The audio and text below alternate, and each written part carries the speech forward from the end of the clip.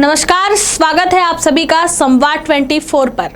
Corona की दूसरी लहर में भारत में कैसी तबाही मची ये हम सब ने देखी है। इस लहर के लिए डेल्टा वेरिएंट को जिम्मेदार माना जा रहा है। डेल्टा प्लस इसी वेरिएंट का नया रूप है। एक्सपर्ट कह चुके हैं कि अगर भारत में कोरोना की तीसरी लहर आई तो इसके लिए डेल्टा प्लस वेरिएंट जिम्मेदार होगा।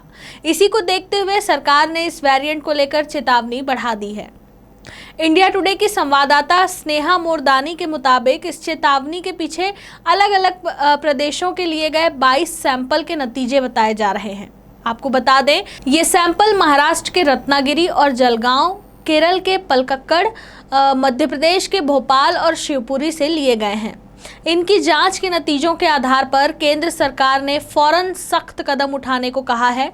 इन इलाकों में भीड़ न लगने देने, लोगों को ज़्यादा मिलने जुलने पर पाबंदी लगाने, ज़्यादा टेस्टिंग, कॉन्टैक्ट ट्रेसिंग और ज़्यादा से ज़्यादा लोगों को जल्द वैक्सीन देने की हिदायत दी गई है।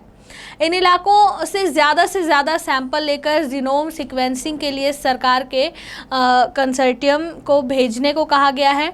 इसमें देश की कई बड़ी लैब शामिल हैं जो कोरोना वायरस की जीनोम सीक्वेंसिंग करके पता लगाती हैं कि वायरस किस तरह के रूप में बदल रहा है। इन लैब्स में जांच के बाद सरकार ज़रूरी सलाह जारी करती है। जहां तक डेल्टा वायरस पर वैक्सीन के असर की बात है तो हेल्थ सेक्रेटरी राजेश भूषण ने प्रेस कॉन्फ्रेंस में इसे लेकर सधा हुआ जवाब भी दिया।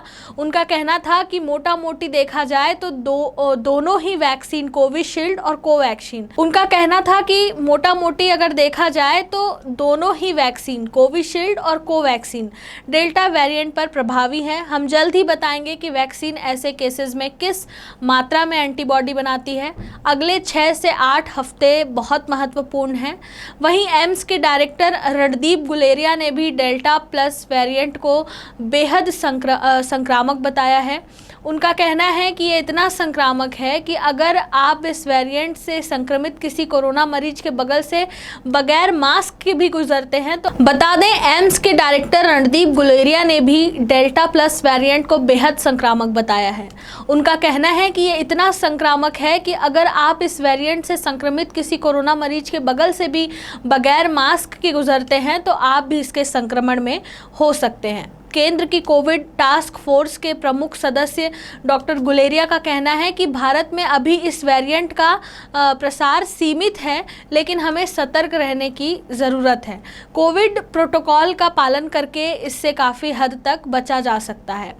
डेल्टा प्लस समेत दूसरे वेरिएंट को मद्देनज़र पहले 6 से 8 हफ्ते बेहद महत्वपूर्ण हैं। हालांकि उन्होंने भी माना कि डेल्टा वेरिएंट के खिलाफ कोवैक्सीन और कोविशील्ड असरदार हैं। वैक्सीनेशन के बाद अस्पताल में भर्ती होने की भी ज़रूरत नहीं पड़ रही है। कोरोना संक्रमण से जूझ रहे देश के लिए एक राहत की खबर भी है और वो यह है कि एम्स के निदेशक रणदीप गुलेरिया ने इंडिया टुडे को बताया है कि सितंबर तक 2 साल से ऊपर के बच्चों का टीकाकरण अभियान शुरू हो सकता है। उन्होंने कहा कि दूसरे और तीसरे फेज के ट्रायल पूरे होने के बाद बच्चों के लिए कोवैक्सीन का डेटा सितंबर तक सामने आ जाएगा। उसी महीने इस वैक्सीन को बच्चे को लगाने के लिए भी मंजूरी दे दी जाएगी।